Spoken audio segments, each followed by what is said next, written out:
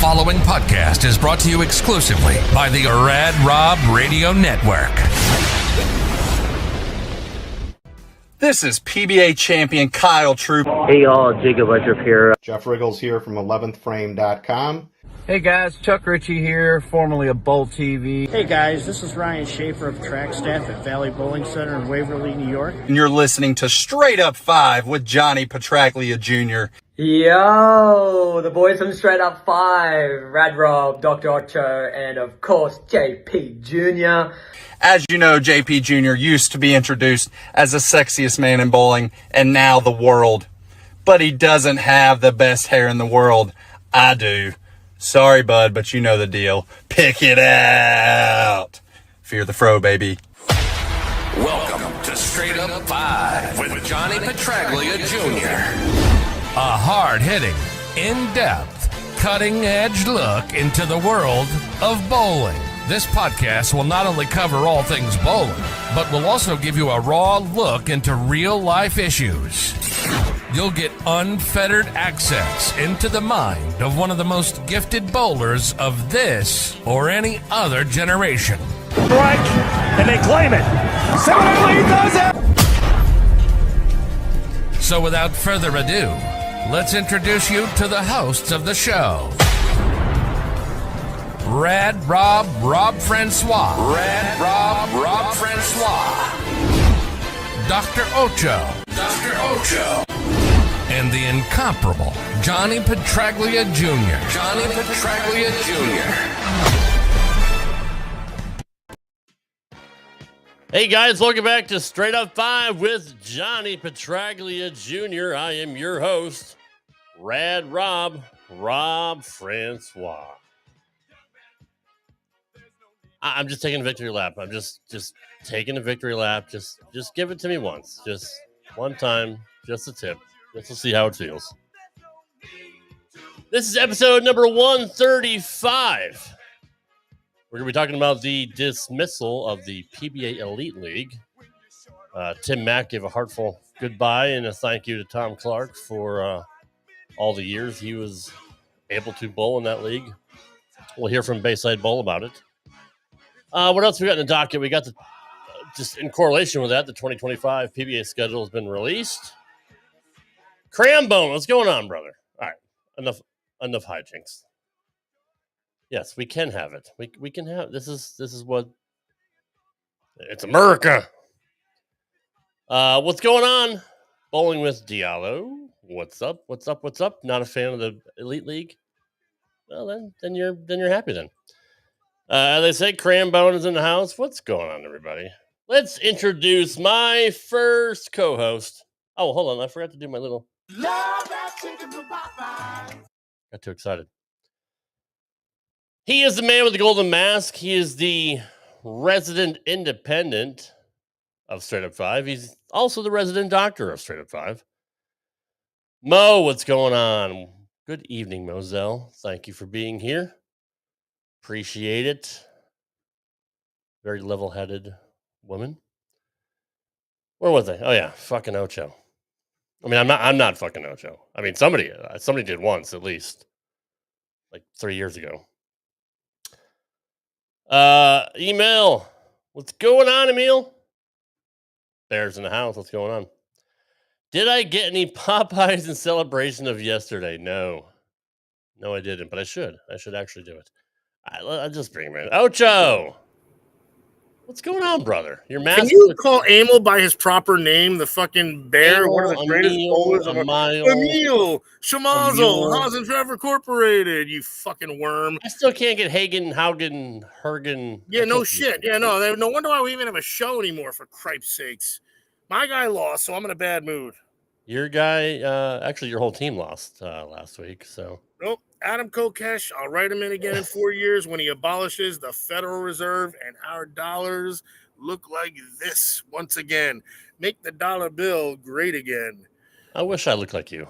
Of course you do. Who wouldn't wish? I mean, Rob, you're not alone, and I understand, and that's probably the most true thing you've ever said. Happy birthday, Nicole. Happy birthday, Nicole. Yes, now it literally is the true. Actually, no, the truest thing I ever said is about the person that's sitting right. next You wish to you looked like him. Oh, wait. Yeah. I can see his sexy shoulder. There he is, the one and only sexiest man in the world, resident Raiders fan. Da Raiders. Johnny Petraglia Jr. What up, JP? It's a beautiful November 6th, bro. A plush 82 degrees here in New Jersey. Perfect skies. What a fucking gorgeous day. I don't know much about the climate change, but I definitely know in my lifetime, if this continues, I'm okay with it.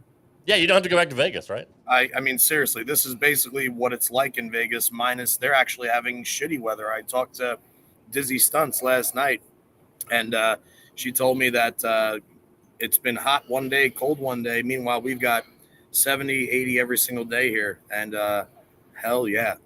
So certainly enjoying another day at the Ocho residence here in good old Ochoville, and looking forward to a great show with you gentlemen as always. I am too. Is this too much back there and all that? Is that too much? You know, respectfully, I mean, all of our viewers, this is like episode 135. Pretty sure everybody knows who you voted for, and you're very public about the way you vote. And other people are quiet about the way they vote, and other people have conflicting views. And in the spirit of the show, I mean, I'm the kind of person that would rather have the conversation behind closed doors, but I will say this, you've separated the colors perfectly. Yeah, thanks. Same way those red and blue lights are going by right now. Right. You got the red hat, you got the blue shirt, and the white wall. I mean, And no neck. You're doing actually, it's actually, I think it looks fabulous. Thanks, To be John. quite honest. Next flag should be "Have you seen me?" and have a picture of your cervical spine. I had on a milk carton in the 80s. I had a good chat with Moselle about everything before the election happened, and I do understand her point of view, and she understands mine, and she didn't like either of the candidates. That's a lot. Moselle has always been, I see Moselle's in the chat tonight. Hi, Moselle. Moselle's always been like one of my favorite people for the simple reason that you always get the 100% truth. There is no sugarcoating. It's, it's 2 + 2 = 4. There is no beating around the bush. There's no hidden agenda there. And, I guess I've always appreciated people like that just not only get to the point of however they may feel about anything, they stay true to it. And, they don't really worry about so much the consequences of what they feel as far as the opinions of people who may think differently than they do. So, and I'm, that's kind of the way I've always tried to find the closest group to me. Yeah, I mean, you have a fantastic group of friends anyway, which just speaks to the level of character that you have. That you have such great friends. So, kudos to the way your parents brought you up. Thanks, appreciate that, brother. Chris Karen, what's going on? We do have a lot of Trump fans in chat. So I will say a lot of our chat seems to be leaning that way. Wait, nope, yep, I had it right the first time. But let's get into bowling because that's what we are here for.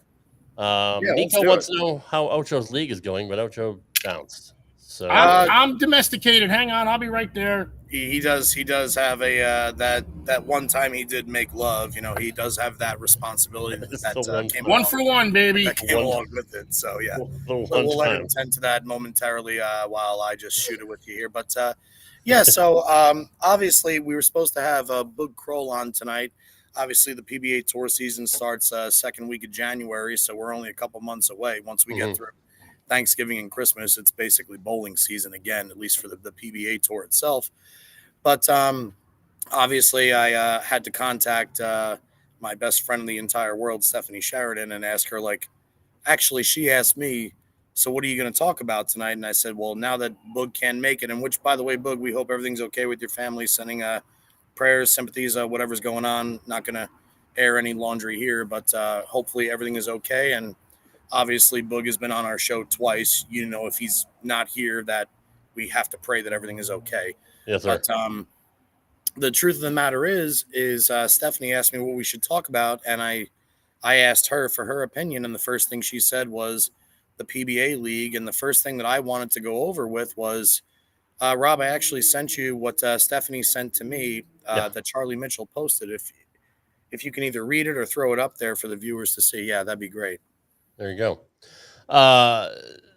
Charlie posted to Facebook, and he was the first one actually, I think, come out and say something about it, and then Tim Mack did after that. But he said, "I'll have more to say later, but I want to just say a few thank yous today to 25 as the 2025 tour schedule was announced, and news is now officially out that the PBA League's magical run has come to an end. To Tom Clark for making it happen, to our amazing local sponsors, especially Maine Beer Company, to Kayleen and West and Eve for supporting me and celebrating with me, to Tim Mack and everyone who ever suited up for the Lumberjacks, to all the league players, to my amazing staff for executing the best party in bowling flawlessly for nearly a decade, and to all the fans who made the league what it was. I'm sorry to see it die, but the Bayside and Bopo vibe existed long before the PBA came to town and will continue on unabated." So obviously a real classy individual that loves bowling, and Charlie Mitchell. I mean, I have a lot of different views on this, and I would actually love to hear from you as well as everybody in the chat. What would the reason be to end the PBA League? I mean, I'm gonna start it here, Rob. I'll try and keep it a little bit shorter than I usually do because I really do want to have a conversation about this. There's one underlying factor for me that would make me believe that they would stop this. They would stop this now as compared to in years past. This was the first season where there was qualifying, there was matches throughout the entire year leading up to the playoffs, and more oftentimes than not, these matches would be contested during the week of events at the end of the conclusion or the beginning of such said tournament. And when we always talk about the amount of work that the PBA players have to put in for the lack of money they deserve for what they do in their craft, like when you add for guys, let's say the guy that finishes 8th in the money list in one PBA tour season clears $65,000, right? Or let's say he makes $85,000 throughout the course of the year. He only clears, say, $60,000, which is a respectable job for anybody that it may be. But in the bowling world, you would think when you include all the expenses and all the other shit, it's a little bit too much. I think that maybe, just going based off what I believe to be true, is that maybe the players found it to be a little bit exhausting as far as the additional expenses that it took throughout the season. I know my father chose not to be the coach of the Waco Wonders this year and passed the torch over to Parker simply because my father's too old to actually drive the way that he used to all these different events to be such said coach of that team. And I was just kind of curious, that may be pushing it a little bit. Obviously there's going to be more underlying factors, but do you think that played any role in the decision that it was more so the players rather than, because Charlie Mitchell and Bayside, I mean, that's the Waste Management Phoenix Open hole on the par 3, man. That's like something that got people excited about bowling, and you got to watch the greatest talent the sport has to offer. I have an inside source, and it's not Tom Clark. I actually did reach out to Mr. Clark for comment, and he declined to comment on it, either on or off the record. But I do have an unnamed source that told me that Bolero was hemorrhaging money, and this was just a cost-cutting measure. So take that as it is. I don't know if that's true. Say that one more time, Rob. I'm sorry, I missed it. Bolero is hemorrhaging money, and that was a cost-cutting measure to cancel the Elite League. I don't know if that holds any water, but that's what I've been told from the inside. But Nico said that he doesn't think it's ending. Maybe because their TV contract ends in June, and Tom Clark was on Beef and Barnsley and said they couldn't write it in September like they wanted. Of course, Tom's not going to come out and say, "Well, it was a huge fucking loss for the company." He could be telling the truth. He could be spinning it. Don't know. But from what I've heard, Bolero is just bleeding out money, and that was just something to save costs on. I don't know, man. That to me, that kind of sounds like a load of horse shit. Respectfully, we're just coming out of a fucking year straight of everybody with the mudslinging in the presidential election and all the other things. And the one thing that I've just always wanted is just be upfront and just be honest, just be truthful.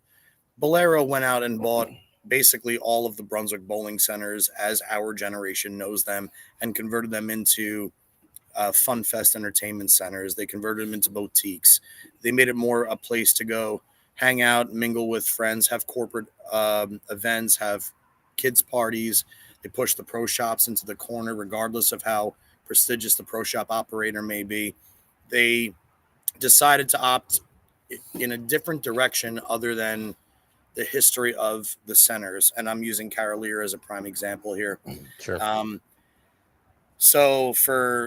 I don't agree with the front that Bolero is dishing out money to support the PBA League, especially because Bayside Bowl is not a Bolero center. Right. And Charlie Mitchell has basically done everything under the sun to make that place exactly what it is. And it's a place that is very, very special to not only the spectators, but the bowlers. The bowlers go there, and for fucking once, they get to feel like rock stars. Professional bowlers should always feel like rock stars with what they do. But when it comes to Bayside puts them on a pedestal that really, really, truly makes them feel like the rock stars that they are. And to take that element away from the sport, I like what Nico said. I appreciate what Nico said, and I definitely believe what Nico said. But that doesn't work for me. It doesn't work for my brain. And it's very, very upsetting to see. In the initial part of the league, I didn't like it. I wasn't a huge fan of it. I'm not going to lie. I've always looked at bowling at the professional level as either a singles, it's you against the world event, or you bowl a random doubles event here and there. The team environment in college, nothing compares to it. So the team environment now, because most pro bowlers on tour have college experience from the States, it's that rebirth of the best years of our lives. I would give anything to go back and bowl for Morehead State for 2 more years with Dave O'Sullivan, Scott Thornton, Justin Van Berkel. I would do anything to go back there for 2 more years just to spend time bowling next to guys like Nathan Bohr and Sean Rash, April Ellis. I don't even know her last name now. Bowlers, just like, that was the greatest time of my life. And you could actually tell that the people in that crowd at Bayside all appreciate every single player out there on the lanes for their own reason. They're always happy. They're always into it. They are the push that I believe was kind of helping the sport. Now, granted, unfortunately, it is in Maine, which is kind of a shitty fucking destination for anybody to get to. Yeah. But thank you, Chuck. K-Trosh, Katrosh, whatever.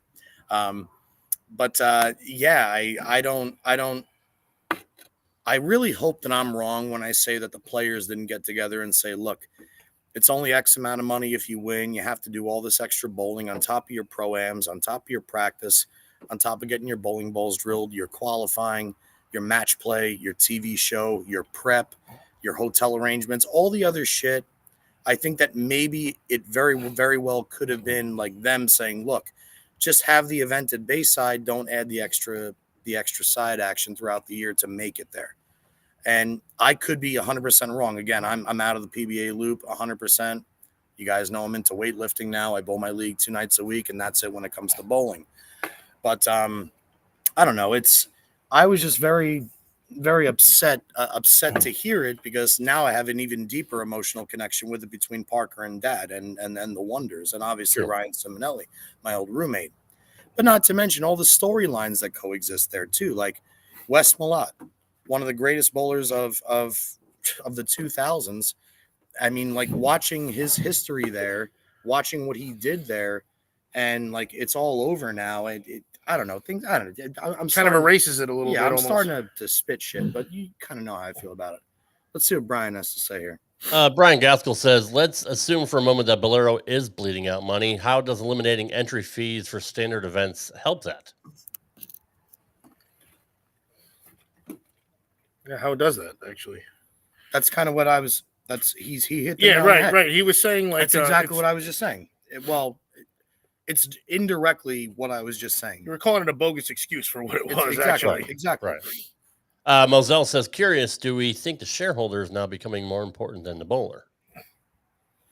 So this is another good point. Back at the time go back to like 1997 when ABC and the Professional Bowlers Tour finally lost their contract after 36 seasons on ABC. Ugh. There was that brief period there in the middle where, okay, we're going to try. We're going back. CBS. Is that a flux capacitor? That is a flux Yeah, capacitor. you said to go back to 1996, so I'm firing it up. Well, 97 is when it was actually, right? It was actually November 5th, 1985. No, I know that. I'm talking about what you were projecting. I lost my train of thought. You guys know I have ADHD and I can't. Hey, you're welcome. Rob, man. See, what the hell was I even saying? You were talking about go back to when ABC lost their contract. Thank you. And I do appreciate And I was preparing to go back. Flux That's was what I was great. doing. I can't believe Rob, go flux I can't yourself. believe when 900 Global had the flux that they didn't come out with a flux capacitor. I'm assuming it's Rob, can you use the flux capacitor and find your neck in the past? Is that possible? Maybe. There is a chance for that. But anyway, what's up, Andrew? Welcome to the show, man. Miss bowling with you in Vegas. That's awesome. Going back to it. So when PBA and ABC broke their 36 years together, heartbreaking. They tried to throw us on ESPN, CBS Sports Network for an hour show. They had the 3-man shootout round and then the title match. It was only 2 games. And then these 3 billionaires from Microsoft walked in and said, we're going to buy the PBA. Here's the money. They brought in Steve Miller from Nike to try and work on the promotional aspect of it. They pushed the exempt tour. They did everything they could to bump up the majors to like, hey, if you can go out and win the world championship, that's $120,000. If you're an exempt player, you're guaranteed money every single week throughout the course of the season. And every single main event or regular event is going to pay $40,000 first. So if you go out there and win a major and you win one title and you lose in the round of 64 every week for the other 20 weeks, you're still going to make almost $200,000 for the week. And if you happen to lose in the round of, I'm sorry, for the year. And if you lose in the round of 64, you don't have to stay in a hotel for the next 5 days. You can go home, take your money, right? It started to look really good until it didn't. And then the billionaires said, look, we're businessmen and we're taking our money out because we're not making any money. And the truth of the matter is the people that have money have the money because they want to make more of it. And they know when to take it away. Exactly. So if that's such said case with what's going on, and we're still trying to figure out a way to make people view bowling more as a sport or more as a way to produce livelihood for especially our kids these days, then of course anybody with money is going to take it away. It does.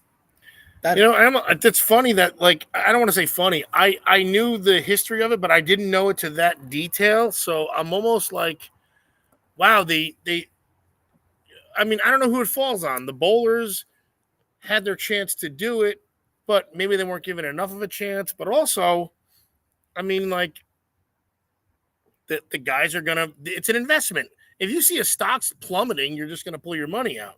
So I'm trying to look at it like that. This is the first time I'm even thinking about it like that. I thought like these millionaires came in and they were going to, revamp it, and they wanted the good guy versus the bad guy thing, and they wanted the entertainment, and it kind of still went that way, but obviously they weren't backing it from what I know.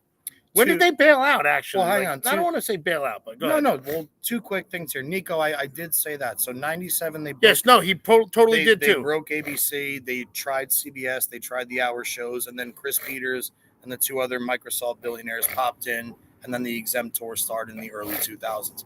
Alex, good to see you. Thanks for always being here while you are working. It's an absolute pleasure. And Chuck says, because they ran out of big money sponsors. Oh, shit. And what did that do for the guys that weren't exempt, too? Like, now those are the guys that are, like, bowling for their, like, well, this is always, life. We talk about this all the time. This is a huge point here because when we watch golf and we watch NetJets commercials and we watch Titleist and we watch, KPMG, and I'm trying to think all those guys are already have their pockets laid up Uniqlo, so many times, and Mercedes, Buick, especially. When you go to bowling now, there is no longer there is no more Budweiser All-Star Bowling Classic. There is odor eaters for a little bit. Coolers US Open. There's no more. No, Firestone. Firestone was like a Pinnacle. Firestone, I right. didn't even Now, know. I thought Firestone was part of bowling when I was a kid. Lumber Liquidators bought it. I mean, now you only have Go Bowling and USBC, and we try and do work for the BVL every week, which is fucking awesome. Thank God. No, we even talked about that too, because I remember asking, like, you know, it's funny, like the NFL, they have their sponsors, the MLB. It's almost like the bowling has to be owned almost, and it's the only sport that is still the Professional Bowlers Association, but like it was the Lumber Liquidators Professional Bowling Tour, the Denny's Professional Bowling Tour. No one ever says, "Hey, welcome to the Nike NFL Network." Or, you know, I don't know. I'm trying to. I'm. You know, and I know. I'm extrapolating it on a grand scale, Well, but you're not wrong with that. You're not wrong. No, but it was a question I remember asking a while ago. Like, why is there almost ownership of it? Which we know why, but it's shameful. Is all I say. And here's what's crazy about that. Bring back up what Chuck Ritchie just wrote. So leave this comment up here for a minute. In the golf world, golf is viewed as a gentleman's game, a gentle lady's game. It is 100%. It's non-discriminatory. Basically, anybody can do it. Yep. But if it weren't for Tiger Woods, nobody would really give a shit about golf in this generation. You can fight me like all you want with that one. But, I agree. Okay. But the big thing now that a lot of amateur golfers are trying to do is they're trying to build an amateur golf tour. They're trying to build a drinking league. They're trying to build a league where you have to be intoxicated to tee off. Like you have to blow over 0.08 in order to start the round of golf. And then you play for money. Just like Happy Gilmore, the movie. I know it's a movie, but everybody was drawn to Adam Sandler in that movie because he broke the mold. He didn't make any sense compared to what golf had to offer, right? Bowling to most people is already viewed as a drinking sport. It's like, oh, so where do you go? Oh, who's going to do fentanyl this round? And then we'll let's bowl for. I'm sorry. Exactly. So somebody like the Microsoft guys who have no bowling background, they're like, well, we have to stop affiliating beer and liquor with this sport, so to speak. It's like they're trying to bring bowling away from what would attract even more millions and millions of golfers. It's totally ass backwards. And you could look at this a million different ways from Sunday. A million different ways. Well, bowling has always been the working class sport. You know what I mean? It was the I don't want to say poor man's, but it was the golf on a lower tier. They were still quiet. There were still suits in the backgrounds and professional bowling. The prize money wasn't the same. And I guess the notoriety was, I don't know if they still got 4 rounds of golf on TV in the 70s. I honestly don't. Neither do I.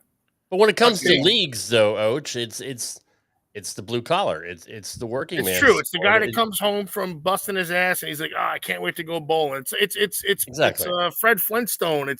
So why wouldn't you think beer and liquor were like, they go hand in hand with bowling? I don't know why Microsoft. Yeah, Fred Flintstone didn't go golfing, right? But Och and Rob, here's the problem, though. It is a blue-collar sport with white-collar pricing. Mm-hmm.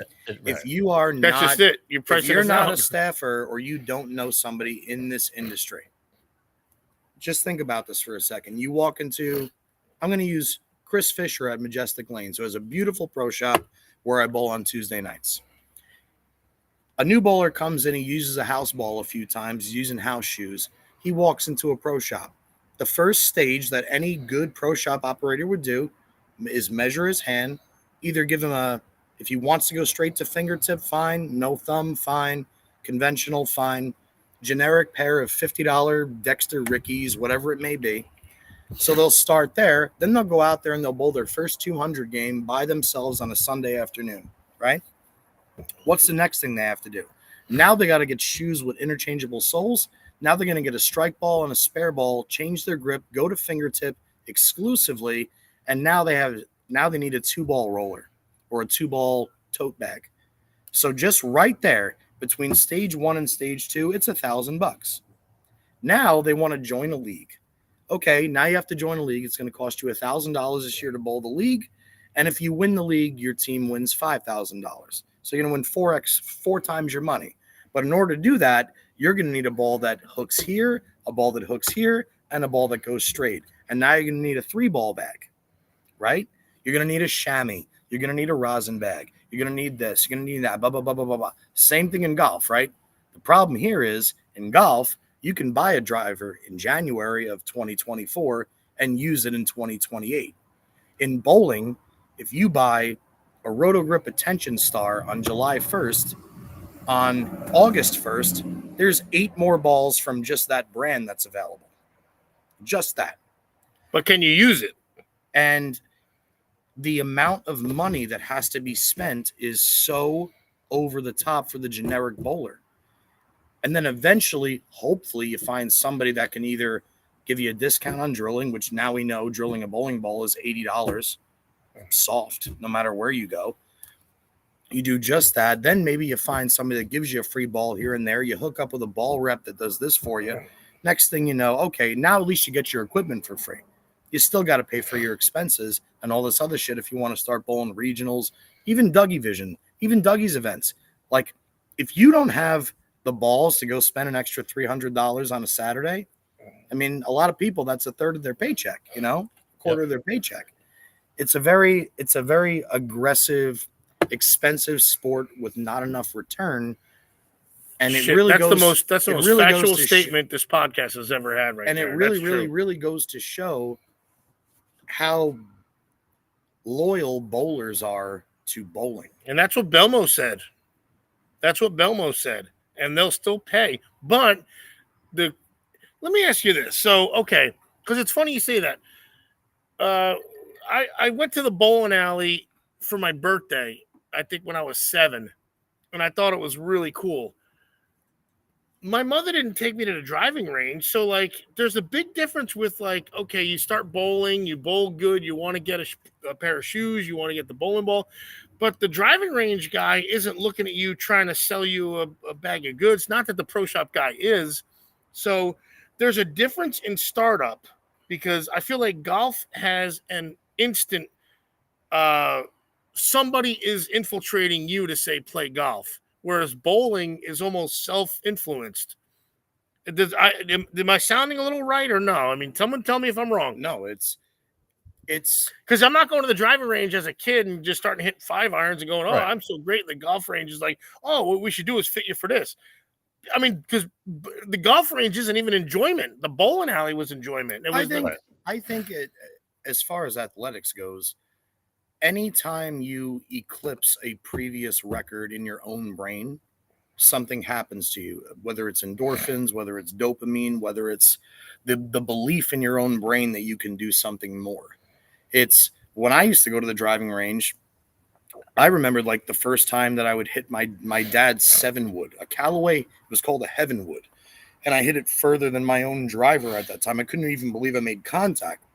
So all I ever wanted to do was go back to the driving range. But you had to go there because your dad already brought you there. Like, what I'm saying is, like, families just go to the bowling alley. They don't just go to the driving range. So there's definitely a distinct in how the startup is.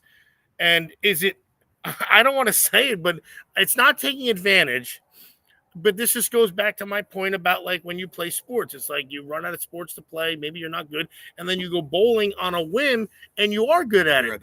Doesn't mean you're not an athlete, but did you exhaust all the avenues? And now bowling just happened to be because, like, again, birthday parties aren't at driving ranges, right? Am I okay to say that? Not at the baseball field, but we have birthday parties at bowling alleys, and yet birthday parties can turn into someone going like, wow, this is kind of cool. That's really how it started for me. I didn't go bowling after that, but I thought it was cool. I was like, wow, I'm just throwing this ball down a freaking lane. So when they say, like, you bowl and then you have to buy this ball, you want to join a league, it's almost there for the taking. And I'm not saying it right. I don't mean it like that. It's the only sport where if I'm in a batting cage, I used to hit the batting cages all the time when I played baseball, and they're like, wow, this guy's hitting pro fast. There was no scouts there. Nobody was there saying how this guy's freaking making contact at a 95-mile-an-hour fastball. Because if they threw a freaking 84-mile-an-hour junk ball, I'd miss it. So it's that the fact that they went to the bowling alley, there's a pro shop there, and then all of a sudden it's someone. So it's almost the only sport that it's a blessing that's how they're startup can be. A birthday party. Because there's no batting cages parties. There's no driving range parties. There's no fucking, throw the football through the hoop party. So, Very true. it's almost like it's given itself the only way that people start up is because, not the only way. Man, I'm telling you, the pieces are there of what I'm saying. No, I get it. No, I Formulate get this it. shit. No, I get what you're saying.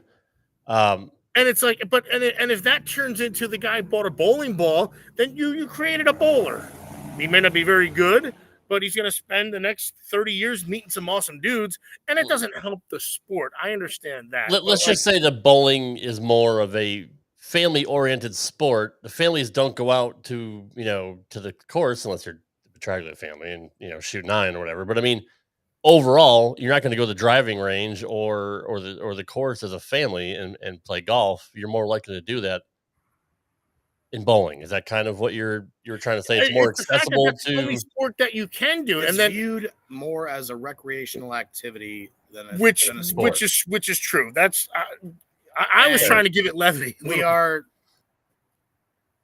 God, I'm gonna say this on air. I'm gonna do it right now. You're gonna basically justify what I've been saying for how long? I'm gonna do it.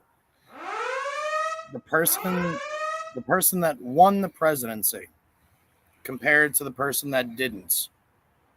The outlook that bowlers have is the majority that lost the presidency. There's a much smaller group of people that believe bowling to be a sport compared to the large, vast amount of people that associate bowling with booze, birthday parties, fun night out, first dates, house shoes. Oh my God, we're wearing gross shoes that they spray with all this fucking chemical shit. Oh my God, what's on my feet? And then they laugh about it, and then they go drink more at the bar. It's viewed. It's that. Pretty much. But again, that was the point you were saying people before. That make fun of the pros that take 5 steps to get to the approach. No, but look at this guy's form. Now to what he was saying before though, and now that's such a great point. So what he was saying before is how now that guy then wants to bowl, and now that guy who went out with his chick and was like, oh, maybe I'm kind of good at this. He finds the pro shop guy. And then he says, oh, I got to get a fingertip ball. And then he's got to get his shoes. You created a bowler via that, which is kind of magical. But the problem is it doesn't advance the sport. And I almost feel like it's like you're in like the wave that just kind of holds the beach ball in the same spot. You just lateral the whole time. It's great. You created a bowler, but it doesn't benefit the sport. And that's the only fucking sport or skill that does that, because that's how it started before. By the way, I said there's no there's no, hey, let's go to the driving range for my son's 10th birthday party and everybody's gonna hit balls. That don't happen unless you're you might be in a yuppie place, but like Chuck mentioned Top Golf. There's Top Golf parties. It's very common, but even that though, like you're not having 10-year-old parties there. It's just, and this has been going on for 50 years, 60 years. Like this is how kids start bowling. Well, let me ask you guys. I almost think like he tapped into something unintentionally that was borderline like, holy shit. Maybe that's how we got some of these pros, but also we're not manufacturing more of the sport because of it. It's like that's what we do here. We're moving lateral now. We fumble fuck upon something that we didn't plan on talking about. It turns that's where I went about it. It was when you watch it back. It was the pieces were there. Well, let me ask you a stupid question then, Johnny. Is it harder to become a pro in golf or in bowling? Golf, 1000%. It's not even a toss up. You could be a pro and suck in bowling. You literally can't get on the tour at all in golf. Just do this, Rob, right? So, like, when you walk into, I'm going to give you a prime example. Last night in Majestic Lanes, I bowled against a team that has Najee Myers and Brandon Burwell. Duh. Now, you may not know those guys at the PBA level, but anybody in the amateur ranks, especially on the East Coast, knows both of those guys, especially UBA. And they are both extremely talented, extremely focused, and extremely down-to-earth gentlemen. That's all I have to say about them, right? So they're on, what was the question? I'm doing it again. Why isn't Rob, what was the question? Yeah. Is it harder to become a pro? And golf is 1,000 times more, which we started. But I'll with. go play golf. Like when I lived in Vegas, I played with this kid Zach and his buddy. I think his name was, I don't actually remember his name, but they worked at the Summit in Las Vegas. Anybody that even knows what the Summit is, the membership fee there is $500,000 a year, and you have to own a property on the golf property in order to even be considered a member. Then you have to make it through like a vote to be accepted as a member. These two guys were the pros there, and one was a +3 and one was a +5. And I went out and played with them one day, and I'm like a 12, 11, something like that. Shit, I'm a 16. I guess I'm way above a 16. Never mind. And I'm out there, and we're playing the men's tees, not even the professional tees. The yardage from the men's tees is 7150 at the Summit. That's a lot, by the way, folks. Yeah, and it's a big ball. The pro tees is like almost 7600. It's a very, very long, big course. Right. And the two guys I played with shot 70 and 69. I shot 102, which I thought I played great. I was there as a guest. It was one time. And I'm watching these two guys play, and I'm saying, these two guys just shot 1 under on this course from the men's tees. If Tiger and Phil were here, or Adam Scott and Terrell Hatton, they'd shoot 4 under, maybe. They would go 3. 5 or 6 under from the back, and then probably go 7 or 8 under from the back on day 2. When I bowl against Najee and Burwell, I know both of those guys could go on tour for a season and make at least 5 cuts, just based off what I've watched them do in league, averaging almost 240. There are probably close to 300,000 players in the United States right now that average over 230. And that's probably lowballing it. Shit, really? And there's probably 700,000 golfers that are +2s. And there's only the same amount of names you see on the leaderboard every single week on the golf course as you do on the tour. Right. The talent on the golf tour, to me, is there's more of them because they're not going to play golf at the Waste Management Phoenix Open or the Byron Nelson Classic for $40,000. They're going doing it there for 400 grand, win, 600 grand, it's a million. And then, not to mention whatever incentives they get. No, but not only that, if they take 40th, they're getting freaking, right. 100 grand probably for 40th. I might be exaggerating, but like that's. So your dad told me this in 71. I told you that in 71. It was 19. I was around. Ocho is ageless, timeless, and unlimited biceps. Got it. Are you kidding me? Sorry. Factual evidence. He led the tour in earnings. It might have been 70. 71. 89 or 90 grand. And Johnny Miller, golfer, shot 63 at Oakmont in that same year, I think. No, it wasn't that year. I'm lying. Doesn't matter. Shot a 63 at Oakmont, though, to win. Johnny Miller won about $293,000 that year. It was about a 3-to-1 ratio, and it made sense. They had the same amount of tour stops, but the golfers did a little more travel. I mean, it was, either way, the way Johnny Sr. painted it out, he said that made perfect sense. And again, in 1971, fucking 89, I'm not counting anybody's money. 89, 90,000, that's freaking, I don't know, 600 grand these days. It's not my point. My point is the ratio. Now we have a ratio of where's the incentive, like he said. Now the golfer is they're probably making 8, 10, 300 shit. to 1, not 100%. I mean, sorry. It's not 3 to 1. It's like more like 150. It's more. Remember Vijay Singh won $10 million in like 2005? Like we're talking 15 years ago. He won $10 million. Now it's still on that same climb.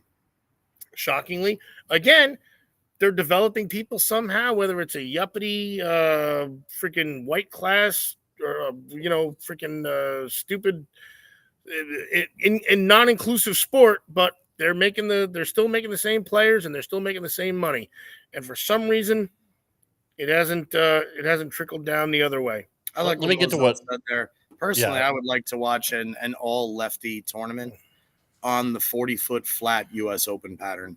I would like to see like what game and again, I've always been, at least it's fair. I've always been edgy when it comes to patterns because, again, I'm just going to use Mike Scroggins here as an example. Patterns always dictate who the best is. Why is it always got to be Mike Scroggins, bro? That poor fucker has got. Here's why. They had the big giant. Because Mike Scroggins came out on tour in 1988. And from the year 1988 to the year 1992, he won one PBA title. It was the 1992 ARC Sacramento Open. And he won it by going Brooklyn. I think he beat, and he never bowled 200 on the show. His second title was when sports shots were introduced. It was the same exact time that bowlers like Mike Albee, Ricky Ward, Steve Cook, Parker Bone, Jason Couch, all of a sudden were like not good anymore because they curved it. They threw the ball right to left. Mike Scroggins came out and did exactly what he did for the first 12 years of his bowling career when he never made more than $30,000 in a single season. You can fact check me. Go right ahead. It comes out with the introduction of sports shots where it says, hey, if you can throw it this way and have limited hand and cut down your angles because your side of the lane's never, ever, ever going to change, you could probably make some money. In enter Chris Hayden. In enter Peter Hernandez. In enter I can't include Patrick Allen here because Patrick is too good. In enter Rick Lawrence. In enter Art Brown. In enter all of the lefties who can go this way up the lane. And all of a sudden, Mike Scroggins is a Masters champion. He's in the running for the Player of the Year. He's a U.S. Open champion. PBA patterns dictate who bowls well week to week. And now, we've talked about this in past shows too, and I'm not afraid to say it. There is no doubting the best in the world. You always see them at the top in any generation. But you do see today's players, regardless of whatever pattern is out there, always getting the ball to the same spot with basically the same motion. Always. So it's unfair for me to say I want to see all the lefties bowl on the 40-foot U.S. Open pattern because I already know who has a chance and who doesn't. If you put me on the 40-foot flat U.S. Open pattern against basically any lefty on the planet, I finish in the bottom third. If you put out Cheetah, nobody's going to beat Parker. Nobody. Even at 62 years old or however old he is, nobody's going to fucking beat Parker on the gutter. Nobody on the left side of the lane. If you put out a modified house pattern around 40 feet where you're allowed to throw it a little bit left, but speed is king, who the hell is going to beat Anthony Nair or Ryan Simonelli? Who the hell is going to beat Jason Couch from the fifth arrow? I mean, that's, and I'm not even talking about guys like Packy Hanrahan or the new age of bowlers or anything like that. The sport, unfortunately, is so dictated by the elements outside of the control. And Doug Kent, always, another one of my idols, Doug Kent was always the guy that like broke the cycle for me because Doug was one of the players that was always great at everything. He wasn't excellent at one thing and good at everything else. Doug Kent could throw flames up the gutter. Doug Kent could fucking fall back the sixth arrow. Doug Kent can play somewhere in the trash in the middle of the lane. I've always appreciated bowlers that could do shit like that. On the left side of the lane, they're a little bit more few and far between because the elements don't allow them to go to such places, you know? So it's one of those sports where it's not like golf where, hey, the second hole's a dog leg right. If you're a lefty, learn how to hit a draw. The third hole's a dog leg left. Make sure you know how to hit a cut. This one's got a lot of trees. Make sure you know how to stab one under the trees. Make sure you know how to hit a 60-yard flop. Make sure you know how to do this. True. Because the elements themselves, other than whatever Mother Nature dictates, never, ever, ever change. In bowling, they change every single frame. And because of the lack of traffic on the left compared to the right, they're kind of limited to one zone. So if you tell a bowler with a high rev rate whose A game is to curve it and their D game is to go like left to right, it's going to be very, very hard for a D game to beat anybody else's A game. So you all of your points are valid, but you still kind of lost me when I asked you, is it harder to be a pro golfer or a pro bowler? From what you just last said, the elements don't change other than Mother Nature in golf, but bowling changes every second. So that, to me, that means it's harder to be I a will tell you this. I think as a that pro aside bowler. from hitting a baseball, they are the two hardest sports to be the dominant elite at. I think, anytime a round object has to make contact with a round object, it's virtually impossible to be amazing at that, which is why guys like Shohei Ohtani, Aaron Judge, Juan Soto are so amazing, Pete Alonso. But I personally think that golf is a little bit harder because there's so many more people that want the gold at the end of that rainbow. All right. Okay. That's fair. They want the Mercedes transportation from the exclusive 5-star resorts while they're trying to make their million. Whereas the bowler's like, hey, we got a block of rooms at the Motel 6 or the Courtyard down the street from the bowling alley. Right. I want to get to Mozelle's. I want to read her complete comment, but before I lose my train of thought, I had one question. Just going back to what you mentioned about the affordability of bowling,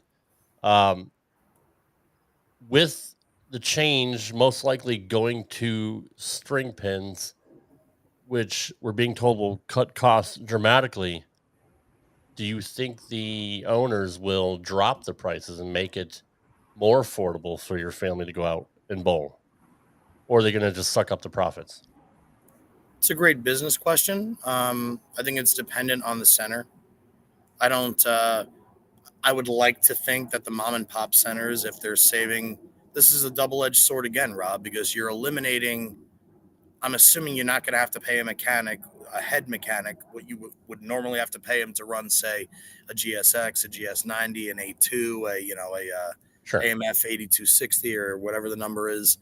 Whereas the strings are pretty much self-serving. Like, well, what happens? We need a spring change. We need a thermoplastic piece adjusted. We need something like that. But I'm two ways on this. I personally look at string pins more like a carnival game.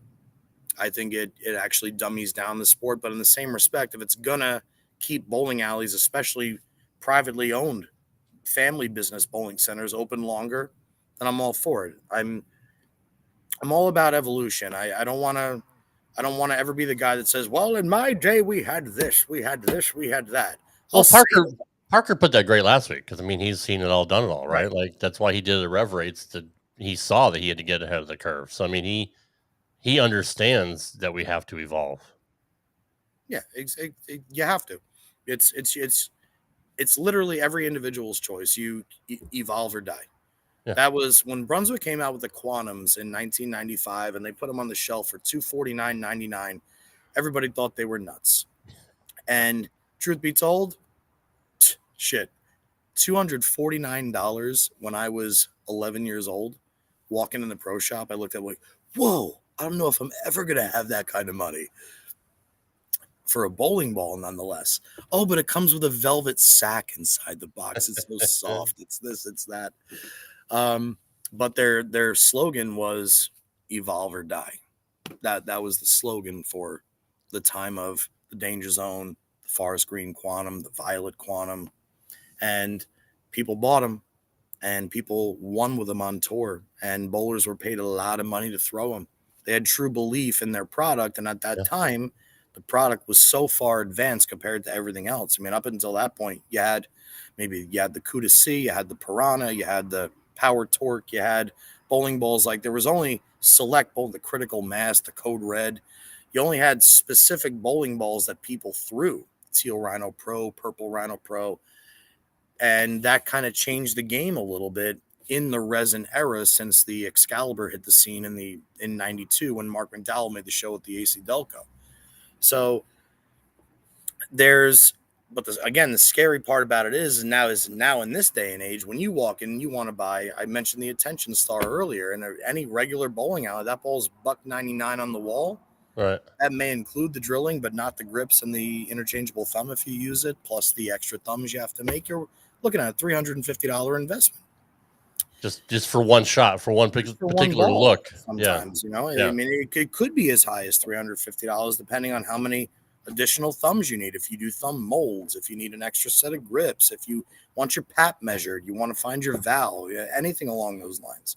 Well, your dad J.R. Raymond has a great TikTok video in response talking about the pricing of drilling compared to the expense of running a pro shop.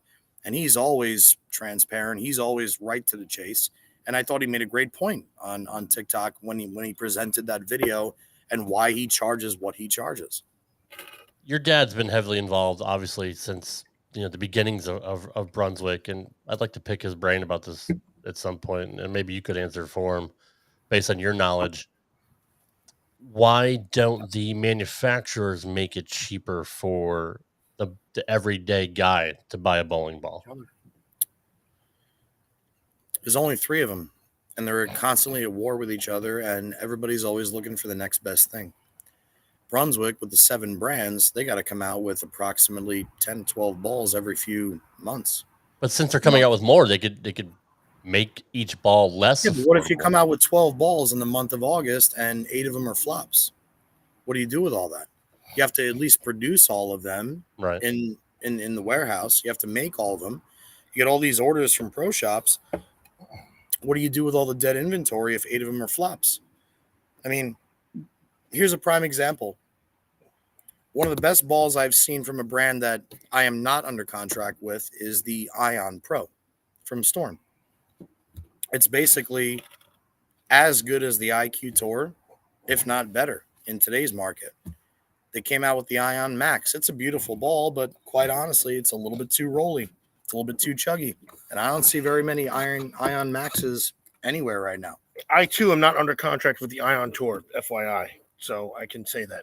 Sir. It's a very expensive sport with not enough return. Okay. That should be on a shirt. And it should be. shouldn't. It shouldn't, but like that should be on a billboard is what it should be. Yeah. All right, let's correct it. Let's wrap up the PBA League portion before we get to the Imbecile of the Week. And I want to read Moselle's full comment from earlier. Yeah, please. She said, I love the battle. I love the battle of the ages. God damn it. Models? Gotta go to Moselle. Gotta go to Mo. It should have been Moselles, not Models. I said Moselle. Exactly. It should have been. And it probably would have still been in business. Exactly. Congrats. Love that chicken from Popeyes. Are you done? Come on, Rob. Let's go. Sorry. What's wrong with you?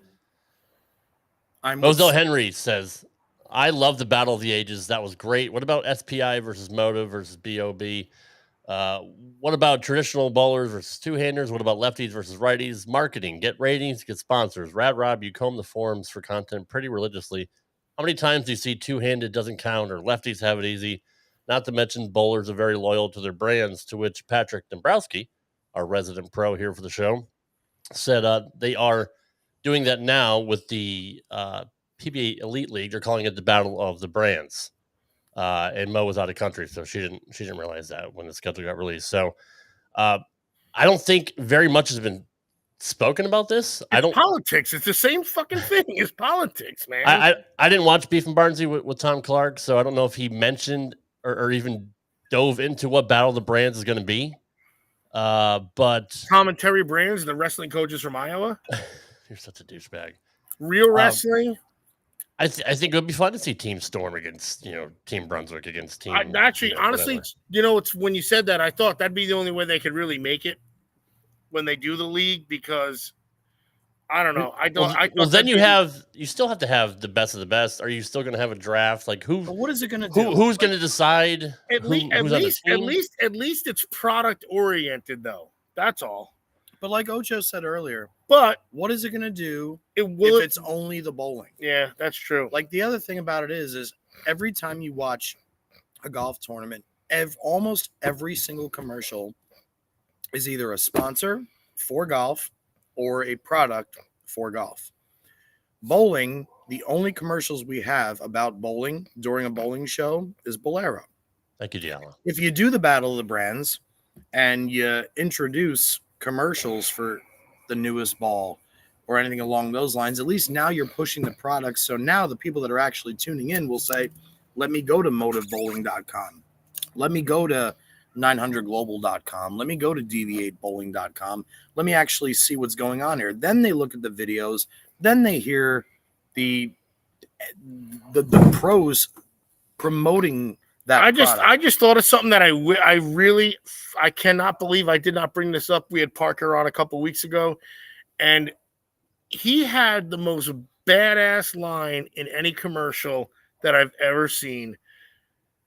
And the line was, "It's not whether you win or lose, it's whether you win." And it was so badass, and I was like, man, and I saw it probably 20 years ago, maybe. Is that about right? Or I don't know the line of bowling, but like, so you'll know. It was for the zones. It was 1993-94. Oh shit! It was a 10-second commercial. I saw it way later too. Then so, dude, that's those 10 seconds could shake. I don't know. It might have been. I believe you. I totally believe you. I just remember Park going, "It's not whether you win or lose; it's whether you win." They had one where it was Randy Peterson because he was still with Brunswick at that point, and he had his 10-second get in the zone commercial. It said, "Yep, don't roll with the punches, throw them," and he would hold up the bowling ball. Then it would say, "Get in the zone." And at that time, you had the red zone or the black amber zone. Those were the first two zones before the sapphire, the danger, the black ice. This is 1994, and people at that point were still watching ABC at 3:00, and they would say, "What the fuck is a zone? What is this ball?" And then they would go to the pro shop. "Hey, I saw this commercial. I was watching the pros on ABC." And they would, "Why do you think the danger zone is the highest grossing bowling ball since the Johnny Petraglia LT48? It dropped at the right time with the right marketing. It had Power Coil 17 spelt incorrectly, which most people are like, what the fuck is Power Coil 17? Shit. What is Sounds this? like a nuclear what's this formulation. What's this mushroom thing inside of it? What's this? Yada, yada, yada. And it was, it was marketing combined with the time.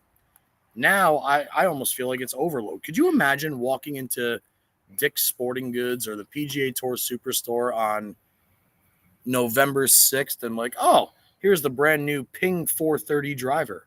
It's $600. It goes 30 yards further than the Ping 400. Here you go. Enjoy this. And then a month later, they're like, it's the Ping 750. Here's the Ping 530. like what they do with the iPhone. But at least with Apple, they make you really, really want the next thing because they just keep everything. It's like if Prince was still alive, imagine the amount of music we would still be hearing from him with what's just in his basement. So now again, what's funny is I didn't talk about the baller. I just talked about that quote. And this is the shit I don't know as an amateur because I just thought if I'd have closed my eyes. By the way, to any kids watching, don't smoke.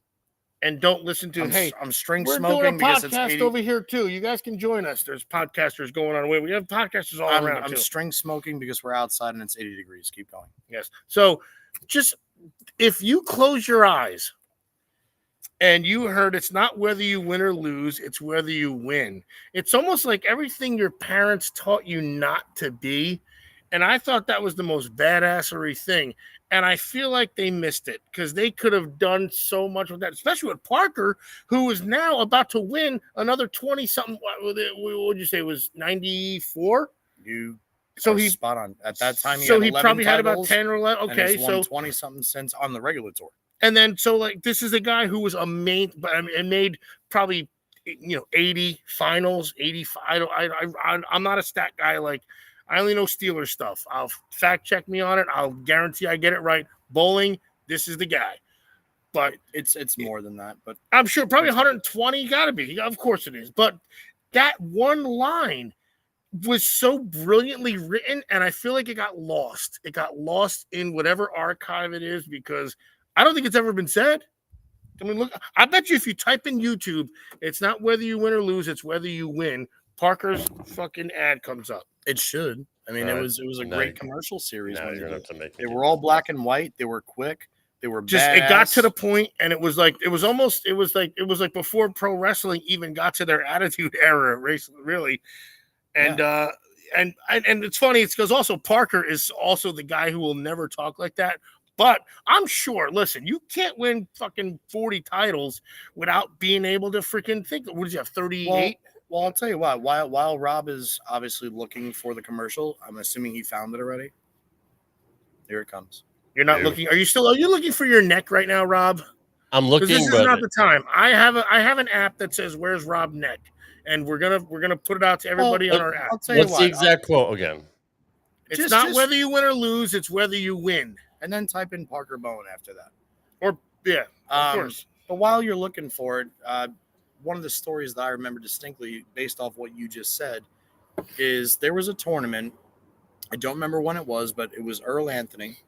And at that time, it was the old PBA format. You had 18 games of qualifying, 3 6-game blocks, and then you would cut to the top 24 for match play. How many bowlers were there at this point? The field was usually anywhere from like 140 to 100. So they still had a good amount. Okay, Yeah. all right. I can't find it. It's not here in the first 40 results. Type in get in the zone Brunswick commercial. Try that. Okay. I've looked it up. But anyway, so Earl Anthony and Last Cash was 52nd place. So the top 52 would get a check, and if you made the top 24, obviously you had a chance to make the show. Earl Anthony qualified 24th this week, this one particular week, and the second highest lefty finished 65th. So the second highest lefty in the event that week didn't even make money. Not only did Earl make it to the top 24, Earl wound up making the show, winning the first match, and losing the second match to Bill Coleman, who my dad beat at the Miller High Life Open in 1978. And after Earl loses, my dad happened to be the statistician that week, the guy doing the scores. And they had an intermission, a break for the commercial. And Earl had gone into the paddock to pack up his stuff after he lost. And my dad walked in and said, Earl, I just want to let you know. Told this story. Go back to the archive. This is in here. I have. Go. My dad walked in there, a young buck, and said, Earl, respectfully, what a fabulous week. Not only being the only lefty to get a check, but to make the top 24 and make it to the TV show and finish fourth. My God, what this defines who you are, like how amazing you are. And Earl turned around and said, Johnny, I appreciate what you're saying to me right now, but respectfully do me a favor and get the fuck away from me. Because 3 guys this week are getting a bigger check than I am. Earl Anthony won 43 times in 12 years. If you don't have that brain, you can't teach somebody how to have that kind of a brain. Shohei Ohtani is not walking back in the dugout every time he strikes out, figuring out what's wrong with his swing. Why did he swing under this? Why did I miss this one that was just off the plate on the outside? Shohei Ohtani goes back in after he strikes out and says, don't make a mistake. At bat, I'm going to hit it twice as far as I wanted to. They'll make a mistake. They're not even thinking. It's second. Winning is second nature to them. It's not even a thought that he has to do something. It's going to happen. And that's the mentality of a true champion. My biceps are always going to look like this, and it's just going to happen. Twin Peaks, James Vander Peaks, just saying. These are the things that the laws of nature. Twin Peaks or Hooters? Do you even know what Twin Peaks is? Wasn't it a show back in No, it's another Hooters type restaurant. Oh, Twin Peaks, tits. Yeah, okay. I personally think it's way better than Hooters. More upscale. Like food wise or tits wise? Both. Oh shit! I never seen them. I mean, usually they contact me about marketing because this is what Ocho does. Well, it is what we do. DJ Ricky Smith, you're right It's about time for everybody's favorite segment. If you guys don't know how to use a seatbelt, just ring your call button and Tommy will come back there and hit you on the head with a tack hammer. You know, Lloyd, just when I think you couldn't possibly be any dumber. Here's the Imbecile of the Week. Some people are really stupid. Torres bets in the corner. Does he have room? Fights with the fan. And they're going to say that it's an out and fan interference. So an out, one gone in this first. It's the second time that Gleyber Torres has hit a ball that has ended up in fan interference in this series. He had the home run turned into a double. I don't even know what to do. No, it's great. It's great. This week's imbeciles of the week are Austin Capobianco and John Peter for that. No, they're not. That we just watched. They're doing what they can to help their team win. That's called a home field advantage, and it's called assaulting a baseball player. No, come on. Rob, he went in the stands. Rob, put the camera back on me. Yes, sir. That's a fucking Yankee fan, is what that is.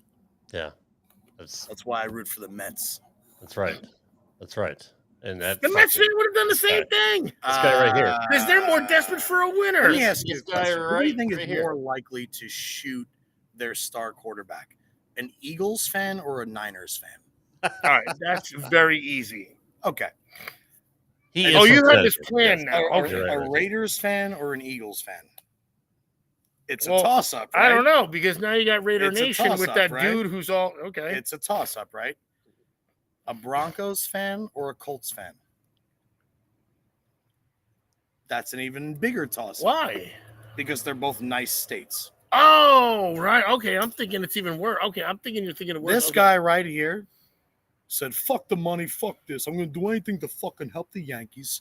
I don't fucking care. This is the way life is. Look, did you see his Fucking chin rolled up? Deal and with it. And this guy is and now, so ready for this moment. He's never been known in his entire this is the life. guy right And here. his friend's like, hey, do it this way. Do it this way. No, his friend is my new fucking haircut guy. Jaeger bombs, fucking Jaeger bombs, Jaeger bombs. Remember that video? That old ass video? Yeah, I don't know. Holding a player's arm, right? Maybe the glove, but He grabbing was just someone's trying wrist. Look. When Mookie goes into the stands, it's fair game. That's all. What if he had sprained Mookie's wrist and he's out for the rest Bartman of the physically series?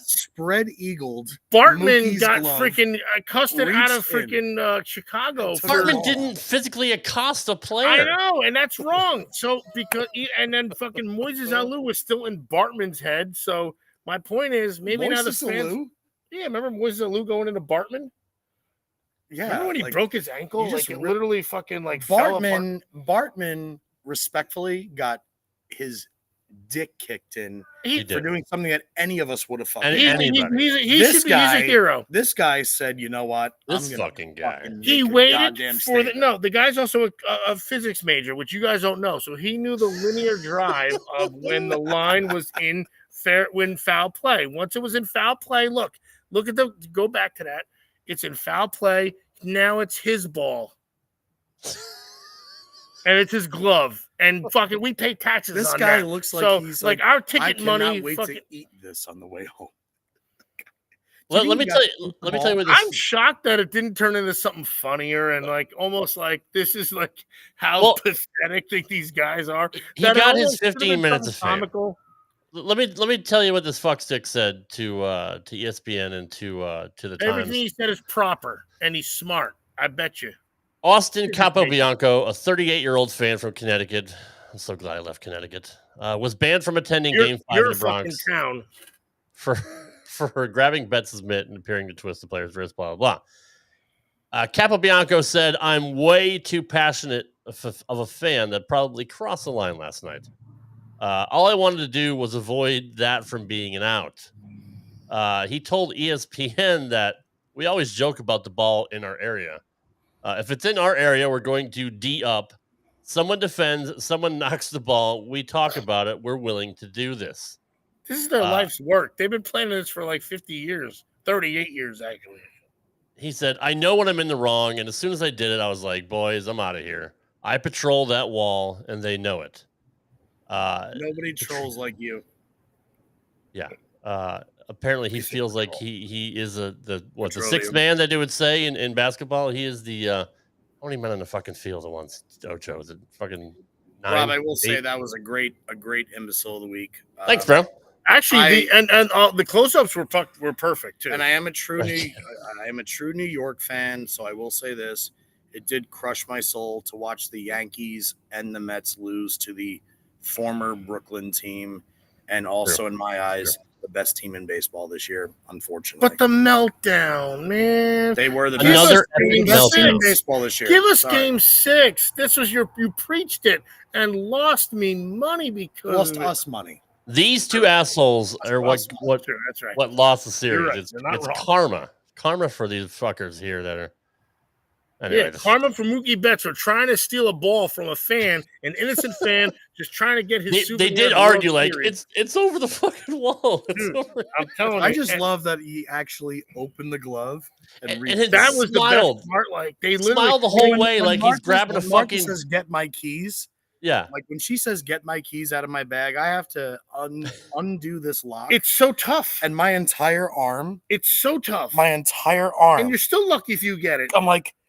And then I do this with the bag, and I find everything except her keys. And then I'm like, I can't find them. She comes over, she goes, "They're right here." I do it all the time. That's why if my wife tells me to get something out of her purse, I just go get the purse and give it to her. There's no fucking way I'm wasting 25 minutes to fucking. Anyway, but just look at his asshole grinning from ear to ear like he's grabbing a fucking Krispy Kreme donut. Like the fuck control that guy, he has it's is respectful. Not that he's the fact that he's in that moment and he's like, I'm just gonna make sure this is like not in his. He glove. worked his life for this. That's Rob. like you're getting carjacked and you have the mind spatialness or whatever the fuck it's called to be like pepper spray or freaking. Oh, I'm just gonna slowly roll up my window, let his arm get caught, and then bite it off. Roll away, and then drive while I'm dragging him, rather than oh my god, I'm so fast. As I'm drinking my store-bought OJ that I just freaking got and my newspaper. Like he saw that ball in the air and said, "My whole life comes down to this. Catches this. This is my moment. Catching it. Yeah, watch." He was Ochi. He said, "This is the moment I've been waiting for 38 years." Right. Ochi, let me ask you this: as a sports aficionado, sports, fuck you. What did this guy think was really going to happen? Did he think like, oh, if I take the ball out, it's not going to be out? Yeah, like, I'm gonna go find your wife. Be right back. Oh, I'll be here for the close. Fun. Find her for me too. No, of course this is his moment. Oh, dude, the way you were doing it, I'm literally like glowing. I was like, Jesus, Johnny, seriously, the way you just had your arms, dude, you just made me glow like Jesus. Now you're already not blocking. I'm gonna clip that. I'm gonna fucking post that. Please do. I mean, I already am. No, of course he was not gonna be.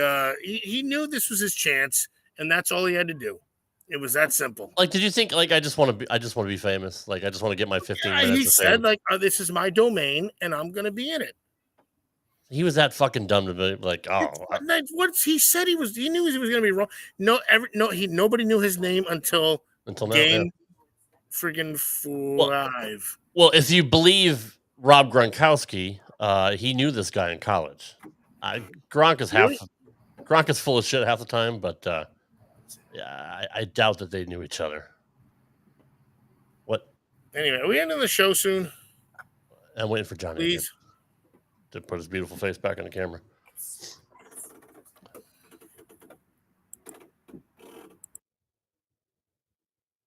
Okay. All right. I just got muted. That's wonderful.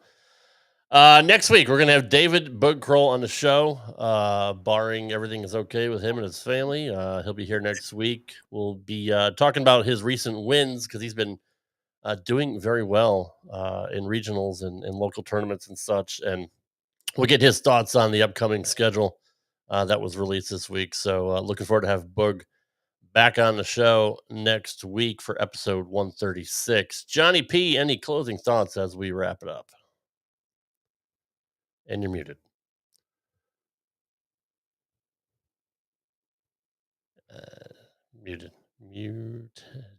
Mutated. You're mutated.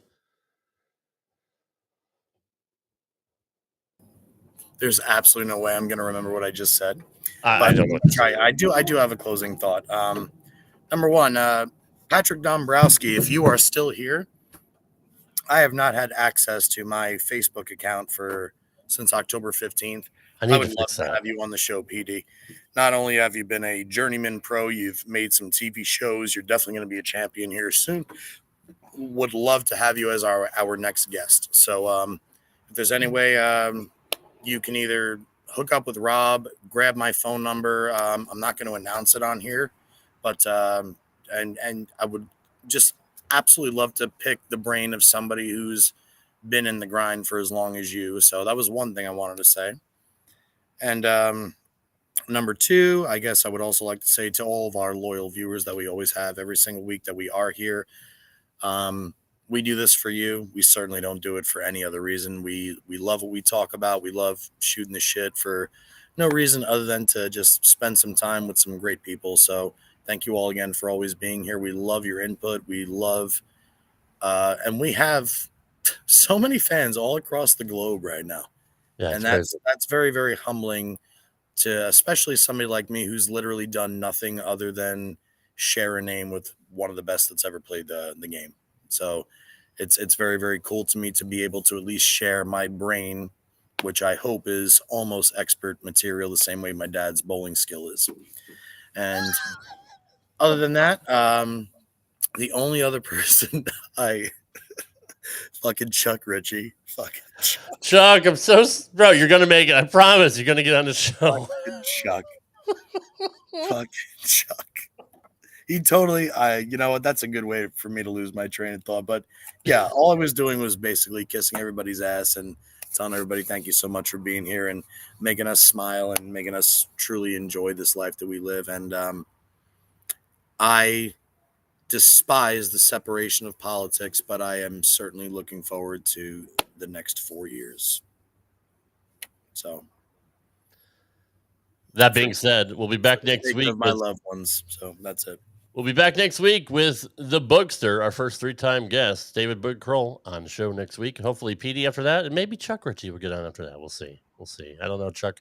Chuck, you may need to win a couple regionals before you get on the show, but we'll talk about that off air.